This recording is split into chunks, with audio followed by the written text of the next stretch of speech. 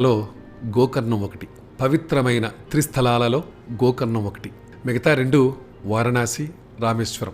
గోకర్ణ క్షేత్రానికి పడమట అరేబియా సముద్రం, తూర్పున సిద్ధేశ్వర క్షేత్రం, ఉత్తరాన గంగావళి నది, దక్షిణాన అగనాశిని నది ఉన్నాయి.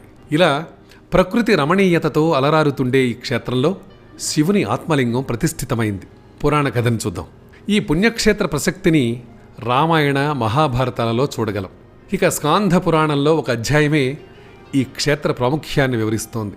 పూర్వం రావణాసురుడు శివుని గురించి ఘోరమైన తపస్సు చేస్తే అతని తపస్సును మెచ్చి ప్రత్యక్షమైన శివుడు వరాన్ని కోరుకోమన్నాడు. అప్పుడు రావణాసురుడు తనకు ఆత్మలింగం కావాలని కోరాడు.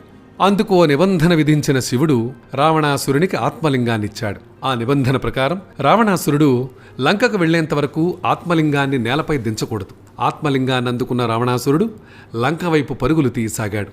ఆత్మలింగం రావణ